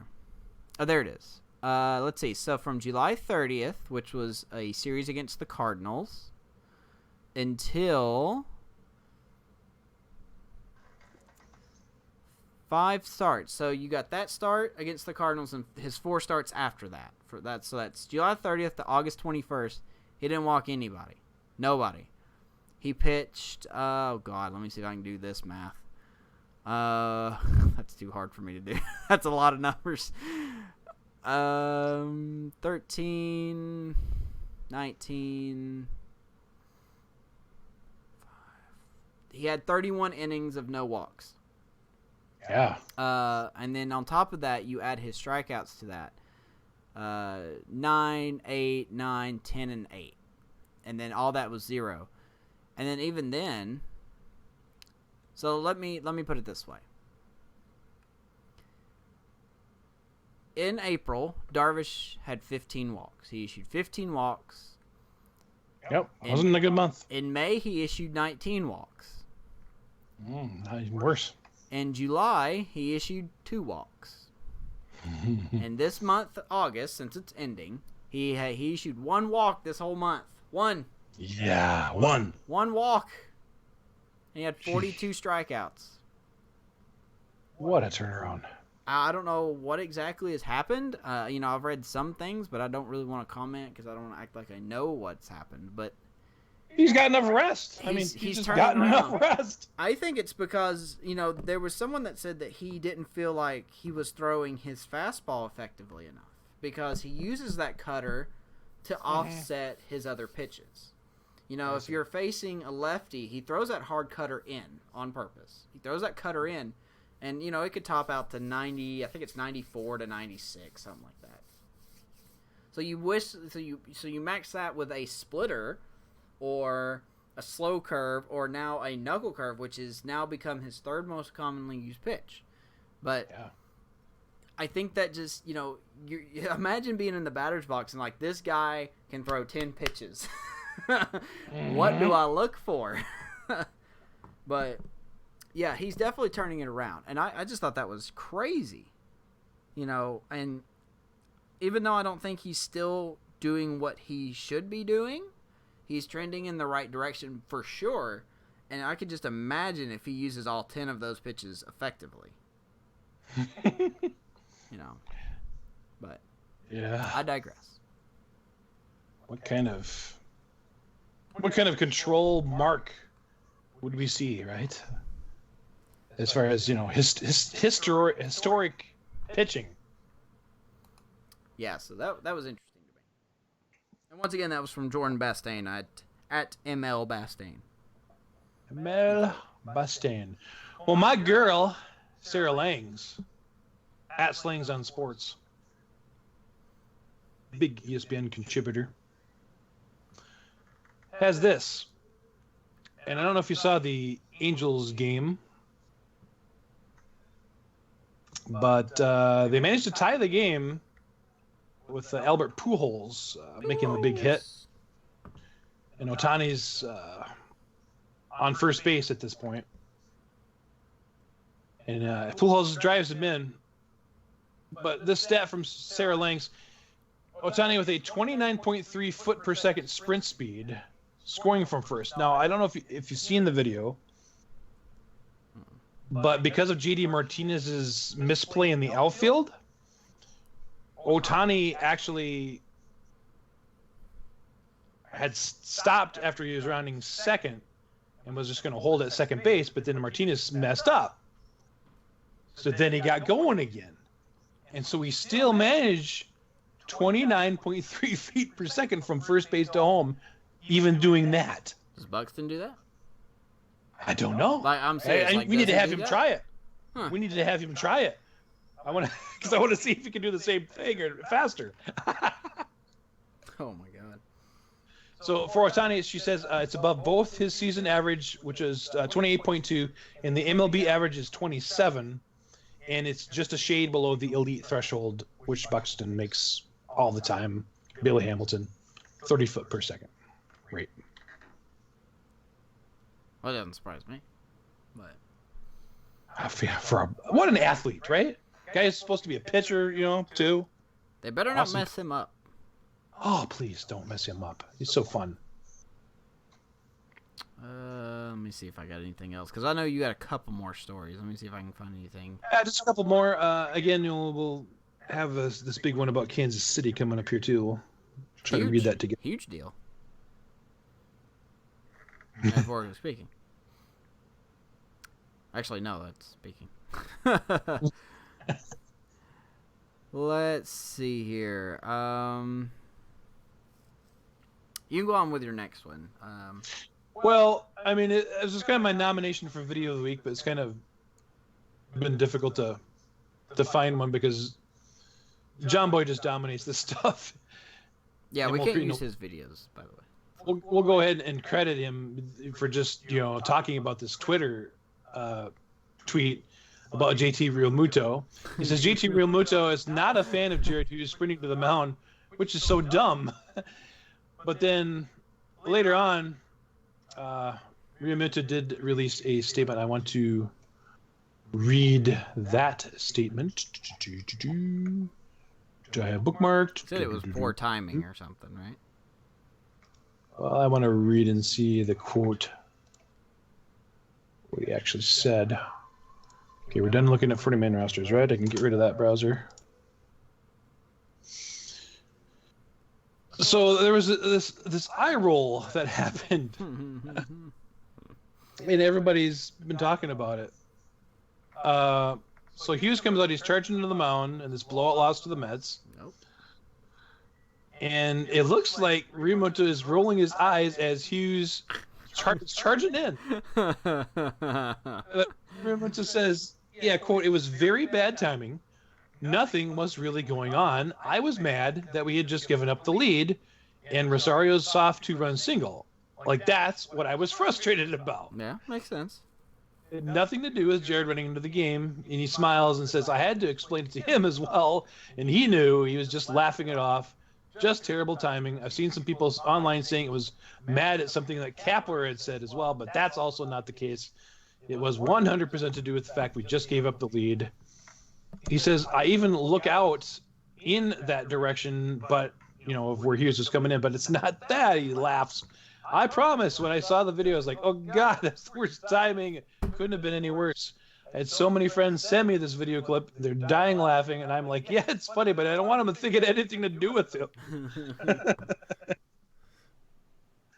He also had like a deep breath. He was like, yeah, wasn't that crazy? John Boy broke it down so well, though. He's just like, hey, look at him here. He's like, ugh. And he's even going to check the runner at second just to get another breath. crazy. So check out the video if you get a chance. That's funny. Jared Hughes charging to the mound. And then he gets replaced the very next play because the guy gets a hit or something, I think, right? Probably. They got lit I think it was a hit for the next batter. And he was done. So anything else before we read the Kansas City statement and what's going on? Let's talk about the KC, the OC, KC, AC, which I wish we had C. I don't know where I was going with that. Let's talk about KC. What happened? They go out of local business? businessman. No, a local businessman, John Sherman.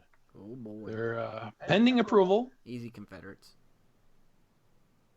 By Major League Baseball. Yeah, Major League Baseball got to go through all the lawyer hoops and hummus. But the agreement is in place for the Glass family, and this is the family that took over for the original owners of the expansion franchise, Kansas City Royals, after the Oakland Athletics moved back in, I believe it was the 60s or 50s. I can't remember which. 69, actually. Yeah, 1969. That's a good year. Woo! I'll read the quote from the Glass family. The decision to sell the Royals was difficult for our family. Our goal, was it though? which I firmly believe, huh? Sorry, go ahead. Oh, Our goal, which I firmly believe we've achieved, was to have someone local who truly loved the game of baseball and who would be a great steward for this franchise going forward. In John Sherman, we believe we found everything we're looking for in taking ownership of this franchise. So they're going to forget about it like SDS did, right? They're going to forget about it. We're not going to improve anything. So what's... We say we're going to... So what's next for the Kansas City Royals? I mean, they've lost their core. They have some pretty good players, but I don't know. I'm kind of putting them with the Detroit Tigers in a situation where they're going somewhere, but they don't know where. Yeah. You know. But well, it's a $1 billion deal. It's crazy. They better keep Soler, I'll tell you that. You're welcome, KC. Ha ha ha. Funny joke. No, he's a stud, man. I had to look up his numbers. And he's hitting like 253, which is, for him, that's fantastic. 38 home runs. Almost it's up there with the best of them. Mm-hmm. But that's his potential. That's what the Cubs had him for. But he definitely looks like he's a lot more comfortable in KC. I'll give him that. Yeah, that's a good thing. I mean, for anybody that's left the Cubs, Gleyber Torres, Eloy Jimenez, still no World Series. Candelario hasn't looked so great though for the Tigers. Yeah, I was shaky about him for a while. I was kind of thinking he'd turn out good, but you think he would? He could play anywhere in the infield, but I guess he just hasn't flourished like he should. But good for KC. $1 billion deal, as you stated. We'll see what happens under this new ownership. I don't exactly know how to describe the last ownership of that team, the Glass family, I guess. Yeah, I mean, you had the one so. World Series that you're, happy about, but yeah, but then after that, they just kind of dropped the ball. Like that team just absolutely regressed after that. Yeah. Glass family maybe not shelling out. I mean, it's a small market too, but what are you gonna do? I don't know.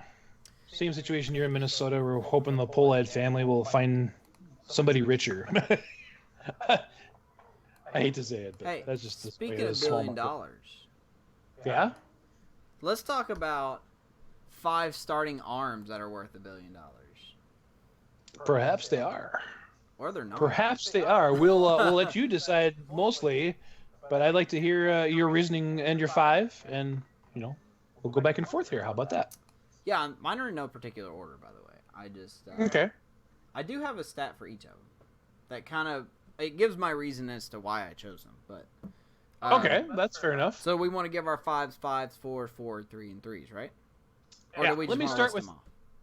Well, let me start with my number 5. Yes. And we'll go from there. Please do. And then for the guys you mentioned, I put a bunch of honorable mentions too. I'll say if I have him as an honorable mention or not once you mention your guys. I'm interested, but we'll see how it goes. So now my number 5 guy, I've got Shane Bieber of the Cleveland Indians. Ah, yeah, absolutely. Over 6 inches of arm side run on his fastball, Amos. Hey now. It's increased a couple mile-an-hour average from 93 to 95 top velocity since his debut last year. So, Indians fans, I think you can stop worrying about what you lost in Corey Kluber, Trevor Bauer, and Carlos Carrasco. Welcome your new ace to the American League. And he's 24 years old. Until he hurts his elbow. Hopefully not. 24 years old. Hopefully not. 24 years old, 11 strikeouts per 9. Shane Bieber, baby. Not Justin. Yeah, I love that photo too. Did you see that photo of Justin Bieber? Yes. On the motorcycle? But the same one. He wore the same thing. I'm not Shane Bieber. Okay, that was funny. I don't like Justin Bieber at all, but I found that hilarious. I like him at all either, but that was great. Love it. Is it too late for him to say sorry, though? Probably not. I'll be right back. I'm going to go get rid of myself. All right. My number 5 is a gentleman that you have been praising all year, as he rightfully should. He is playing for a team that has no hope. No hope whatsoever. Actually, they do have hope, but just not this year. I'm talking about your boy, and I believe you have him on your fantasy team, Luis Castillo for the Cincinnati Reds. I call him the future ace of the Reds. That's why I picked him. Not Sonny Gray? No, heck no. It's all about Castillo, baby. That wicked slider, his ability to strike out lefties, righties. It don't give a flying poopsicle who's hitting. He knows how to dissect hitters, and he knows how to get them out.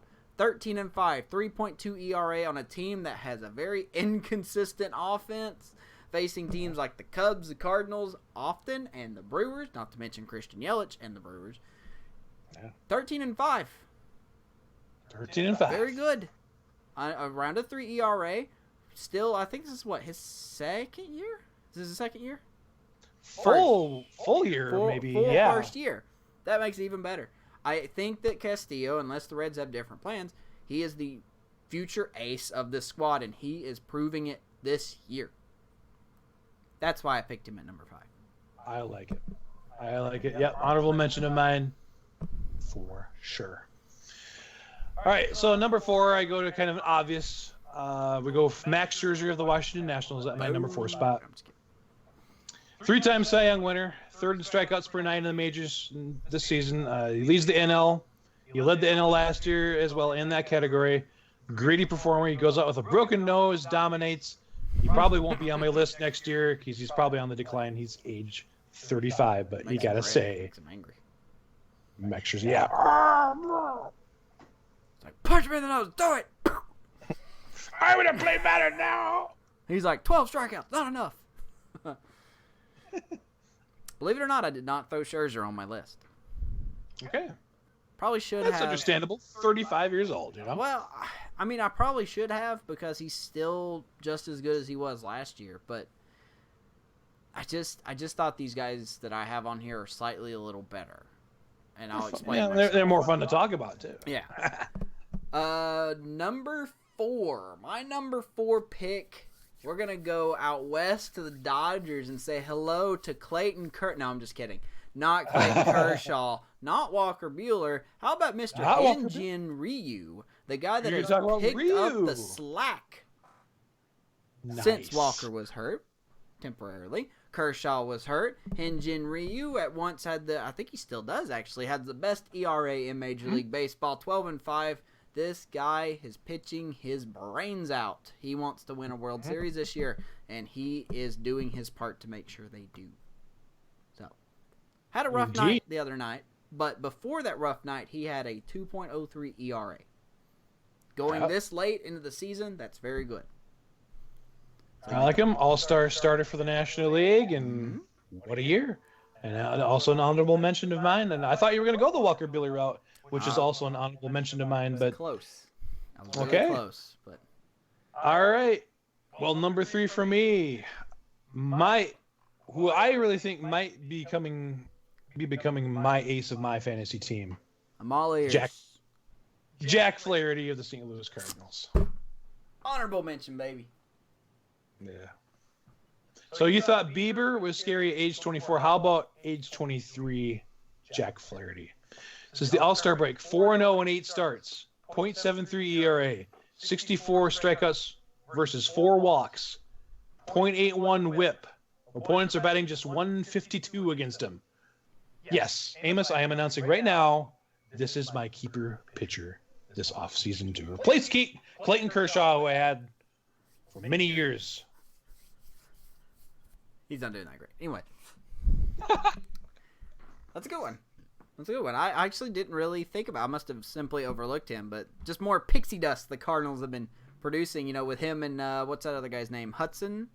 Yeah, we don't even remember the other guy. Is it Hudson? Yeah. I think it's Hudson. I keep wanting to say it's Daniel Hudson, but that's not it. That's the Nationals bullpen guy. Okay.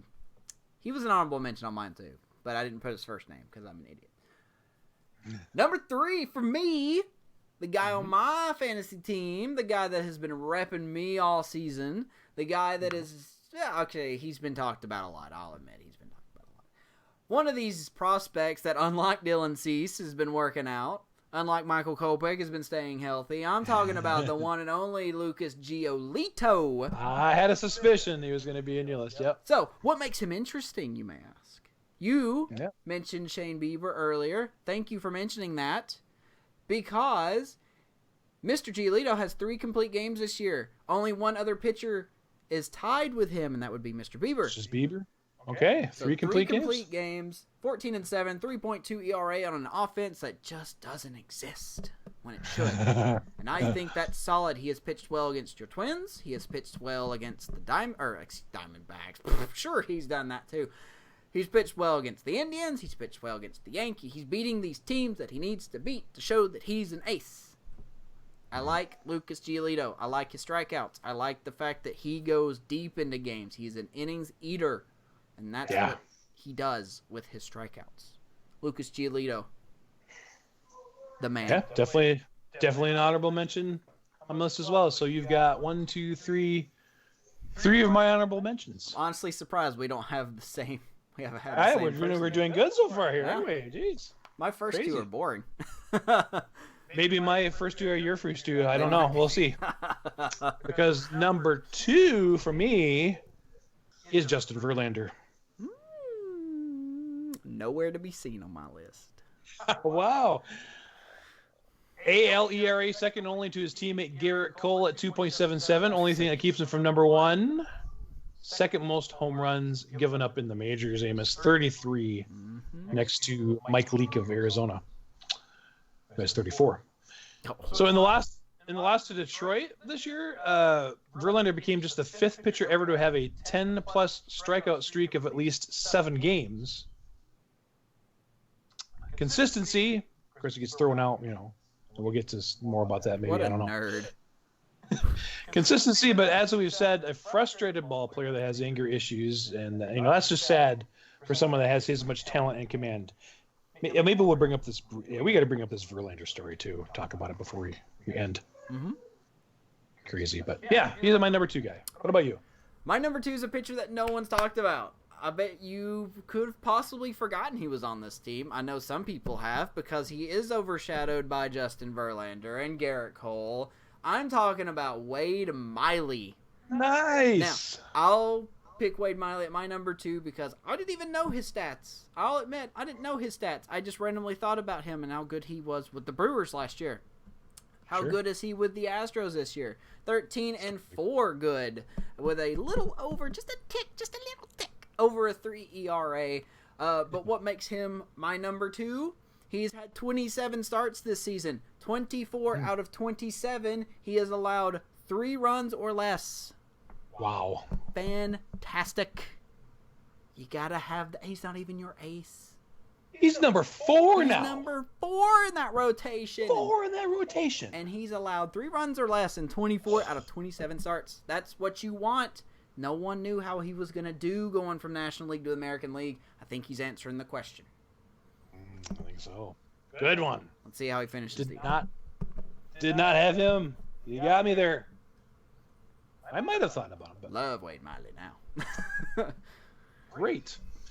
All right. Well, my number 1's pretty obvious. Mm-hmm. Got to go with Mr. Jacob deGrom. Honorable mention. Really? Okay. Well, we mentioned last week that deGrom became the first pitcher in the MLB history to hit a home run and strike out 13 batters twice in the same season. So, hitting just adds to his legend. But we're talking about pitching. And he leads the majors in ERA, minimum 40 innings pitched since July 1st, 1.22. Noticed that his 4th 200 strikeout season has been accomplished, tying him with Dwight Gooden and David Cohn all time on the Mets list. Just 5 seasons to go to catch the great Hall of Famer Tom Seaver. But the way this guy brings it every game, maybe he'll do it. I know he's 31 already. He's 31 already, but I think he can tie the record next 5 seasons. What do you think? Come on. Pure athlete, He right? getting there. Comes up as a shortstop. To those that may not remember, he remains first in the National League in strikeouts, second in wins above replacement, 4th in ERA, second in FIP, second in xFIP, and 3rd in strikeouts per 9 innings. Well, before I tell you my number 1, do you have a guess on who my number 1 is? Boy. Mike Minor. No. I'm just going through the rest of my honorable mentions. Walker Buehler is not Walker Buehler, though, right? Not Walker Buehler. No. I thought about putting him on. All right. Well, that's the rest of the guys I had for mentions. Blows my mind. Who am I missing? Who are you am I missing?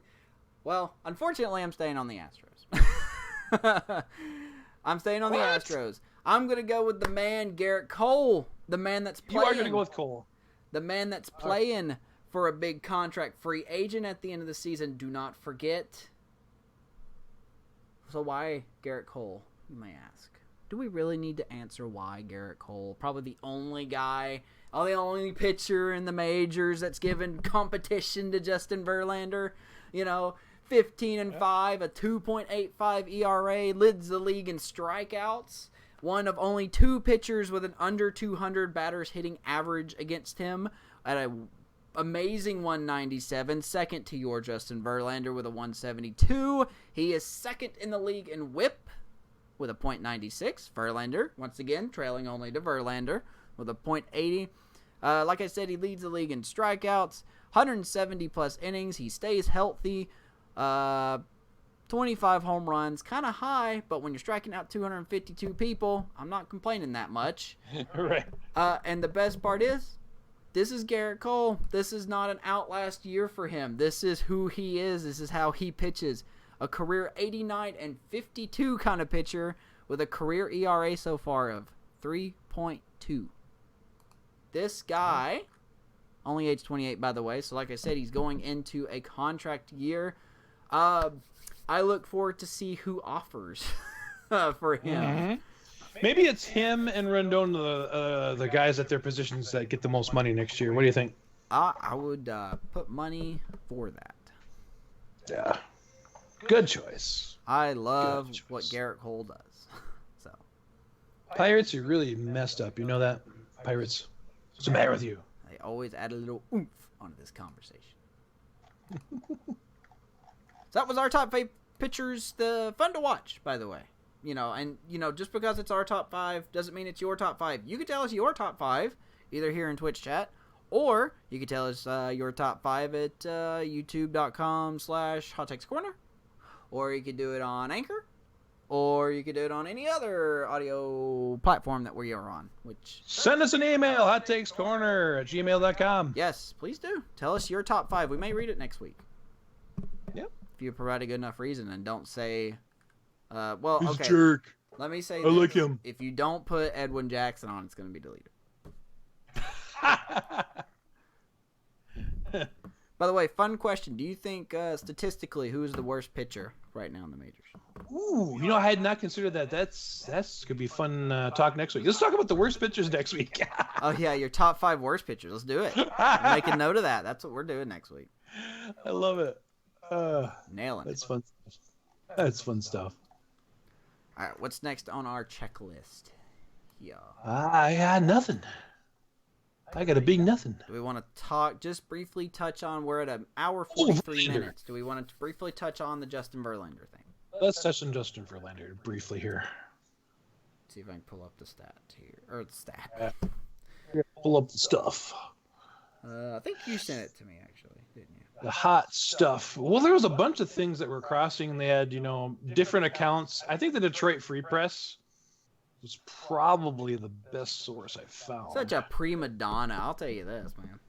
Yeah, what the hell? I don't get him in his head. Sometimes is Kate getting to his head? His wife Kate I think Upton? the stardom's just getting to him. I really do. Stardom? Yeah. The prestige. Being ace in baseball.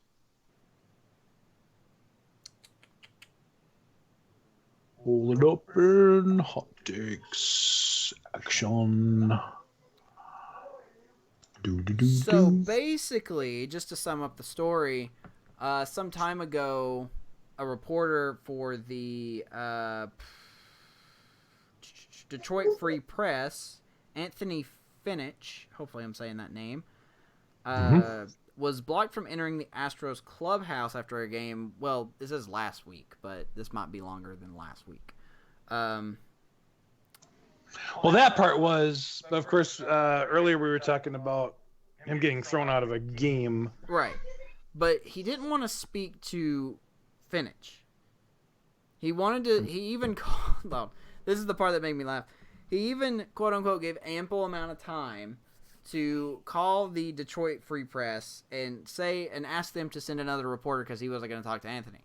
Now, why is Justin Verlander being a prima donna? Why is he getting his underwear in a bunch, or panties in a bunch, or thong in a bunch, or jockstrap in a bunch, whatever?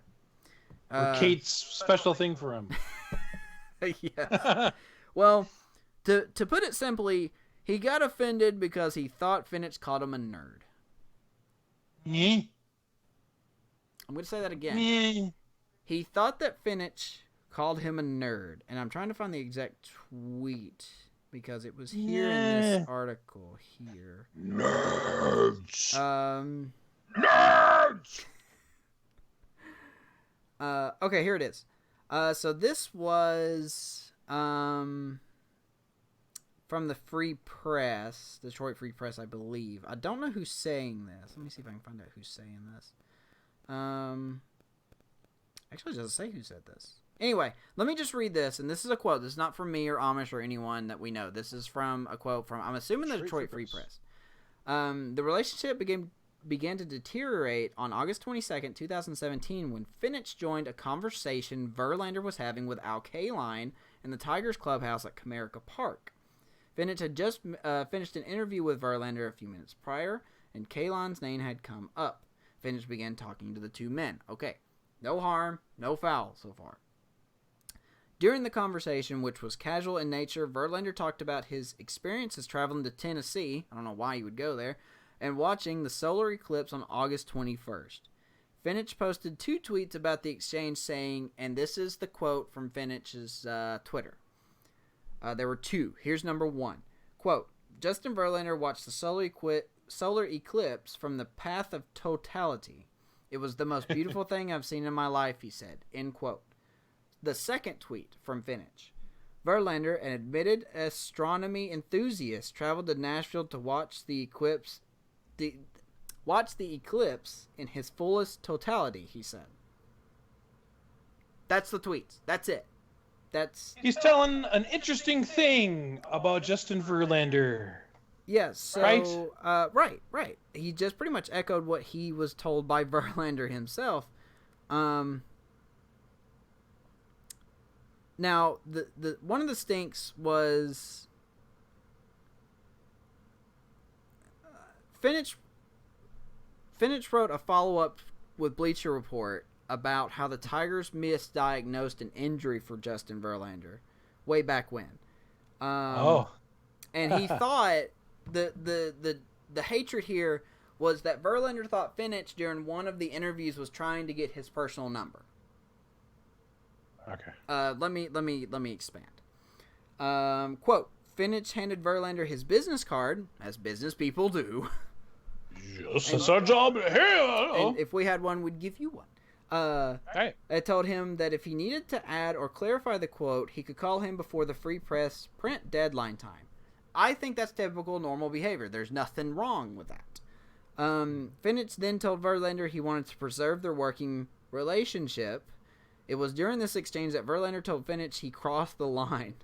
Verlander felt Finich was using the situation to gain the pitcher's personal cell phone number. Finich told Verlander he misunderstood the exchange of the business card.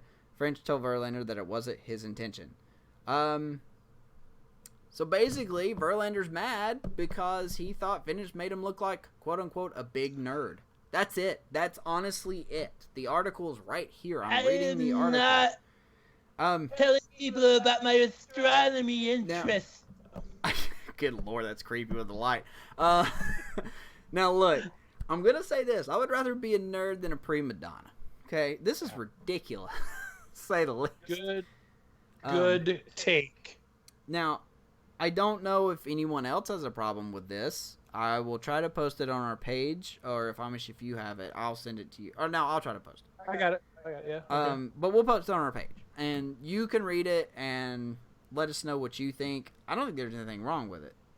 I don't. I don't see what the big stink is here.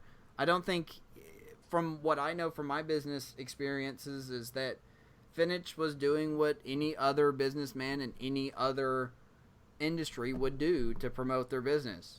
You want to contact me? Here's a card. Mm-hmm. You know, and Verlander doesn't have to call from his personal phone. He can call from any phone he wants. So I don't understand where the issue is here, but... Yeah, I mean, if he's angry about the quotes, again, it seemed that there was ample opportunity, right? Yeah, but am I missing something? There's not. I mean, that's the thing, though. There wasn't. He just gave him his card, and Verlander turned it down, and from that point, assumed that he was trying to get his number. I don't understand that. Like, I just don't get it. That's just like if I asked you something about this podcast, and I was like, here's where I'll be, here's my number. And then you got offended by that because you thought I was giving you the card not to want information, but to have your number for future access. To gain information? Yeah. I just didn't see Strange. That. That's paranoia. That is. To the That's extreme paranoia. That's a good one. Yeah. I don't know. Crazy. You can let us know what you think, though. Yeah. Bottom of YouTube, here in Twitch chat. If you're watching the replay's up for, I think, a week before it gets taken down. So, but we export. It was an interesting incident, but another one. Gosh, did I put it in the thread here too about his ejection? We do have 9 minutes. You did. All right. So we will touch on. Let's touch about that. No, What do we have for video? We better do video. You know what? We don't have a video. It's pretty much Tyler Naquin's injury, but it's not worth talking about. Poor guy injured his ACL.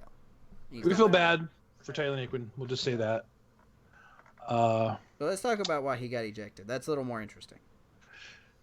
But yeah, I'm just gonna try to find it now.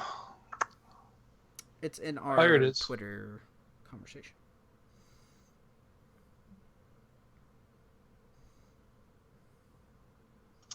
Oh, okay, that was the breakdown by John Boy, of course. You gotta love John Boy, my God. So ball one, ball two. It's against the Rays, top of the sixth. Astros are up 9-0. That's what makes this even more ridiculous. Strike one, and then you have a ball. It's the same crap, man. How many freaking times do I have to say this every week? It's a freaking borderline pitch, okay? Sometimes it goes your way, sometimes it doesn't. Stop being a wisey little crap. Stop it. Stop. Pat Holberg's the umpire at home plate, by the way, that made the ejection. Don't break something. We're good. I wanted to see words and describe the heat up of Verlander, though. Oh, I assume that, it was caught a ball when it could have been strike 2-2 pitch, right? Right. And then the next at bat or the next pitch, the hitter gets a double. Double. Tommy Pham of the Rays gets a double. And you know what? Something else I noticed about it is you have to halt Verlander for this, obviously, but just to add even more chips to that corner, he threw the same pitch in the same spot. You think someone as hot as Tommy Pham is just going to let it go? Exactly. So after the hit, Verlander yells at Holberg at least 3 times, turns around, and then the toss comes, arm toss. So at that point, of course, Verlander continues to jaw at Holberg, walks off the field. After he reaches the dugout, manager AJ Hinch comes on, talks to Holberg a couple of minutes, and then Brad Peacock comes in. End of the thing, I guess. Blows my mind, man. Okay, here's this quote. Here's this post-game quote. I didn't really think it was warranted regarding the toss-out. I think as an umpire, Pat needs to understand this is an emotional game. Sometimes when things don't go your way, you kind of let the umpire know it. I thought I did it as about as respectful a way as I could where my emotions were at. As the play was developing, I told him I thought it was a strike. He told me he thought it was a ball. Went back and forth a little bit, turned my back and expressed one more time I didn't think it was outside. Probably could have had better language when I said that. Let me ask you this question on why that's a complete bullshit reason. If Verlander would have struck him out, do you think he still would have yelled at him? Exactly. Exactly. It is no. Shut up, Verlander. So Shut up. 4 hits, strikes out 4 and 5 in a third. So Not to mention they were already winning 9-0. yeah, huge lead. I don't understand it. Such a prima donna. All these umpires getting all this slack this year. Granted, yeah, they've missed a lot of calls, but we've got a lot up on these borderline pitches. Okay? We've got to stop crucifying the umpires just because they missed a borderline pitch. If they miss a 3-1 pitch, guess what? It's not the umpire that gets the out. It's up to the pitcher to throw a great strike or the hitter to make contact on the next pitch. Okay? Get over it. And again, I got to bring up the point, this whole experimentation in the Appalachian League with the robot umpires. Are people thinking about this right now? Is this what the whole thing is about? I think some people are We want robot umpires! I think some people are purposely fabricating it so they can make the strike zones look better. And it's stupid.